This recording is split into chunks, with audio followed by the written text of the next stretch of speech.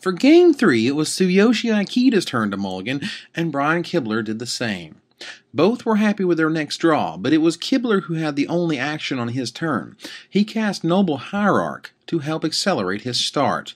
Ikeda took a long time on his second turn, despite ultimately only playing a land and passing. Kibler then cast a Knight of the Reliquary as a 3/3.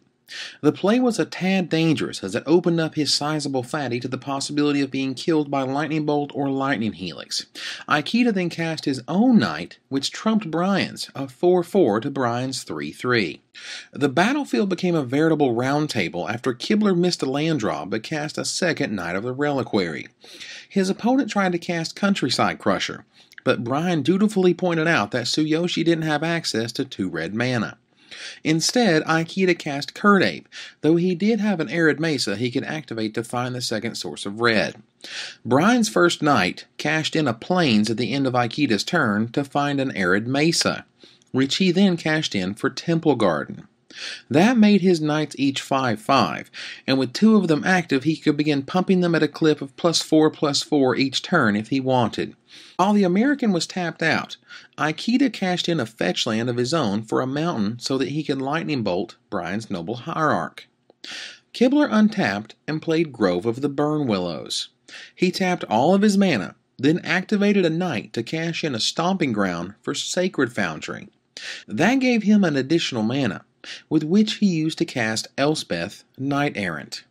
The plucky planeswalker tossed a soldier onto the battlefield to protect herself from Ikeda's attackers, and Brian handed things back to his opponent.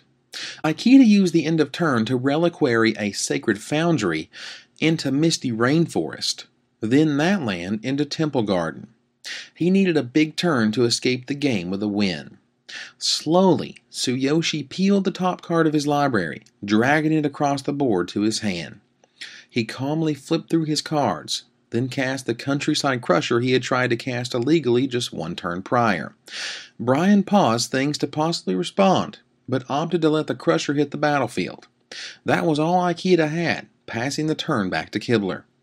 Brian used Elspeth's second ability to give one of his Knights a free Angelic Blessing, then cast Tarmogoyf and Wild Nacatl.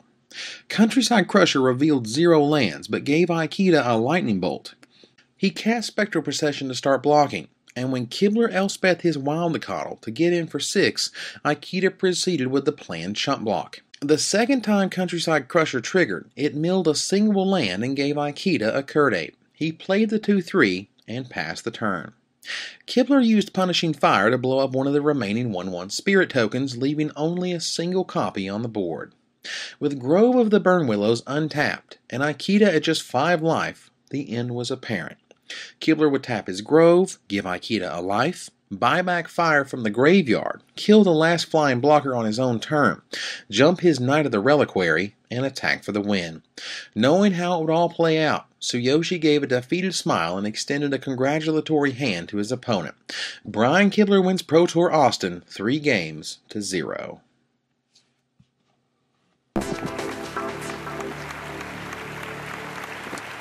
Welcome to the awards ceremony for Pro Tour Austin 2009. Assisting me today is the head judge, Riccardo Tessitori.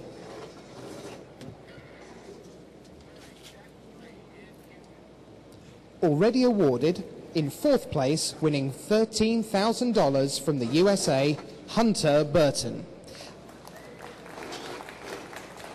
And in 3rd place, winning $15,000 from Japan, Naoki Shimizu. And now, your Pro Tour finalist, winning $20,000 from Japan, Tsuyoshi Ikeda. Tsuyoshi Ikeda of Japan winning $20,000.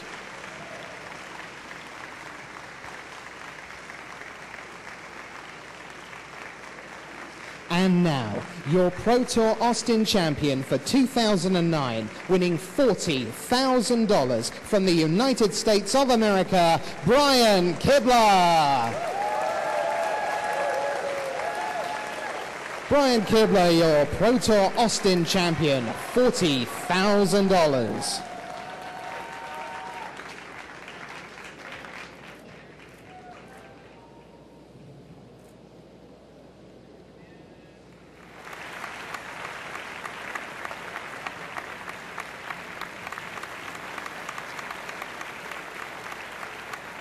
We'd like to thank all the staff, the judges, the players, and of course you, the viewers around the world, for making Pro Tour Austin such a success.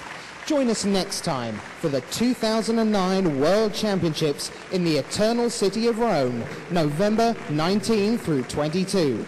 But until we meet again then, I'm your host, Richard Hagan, saying bye.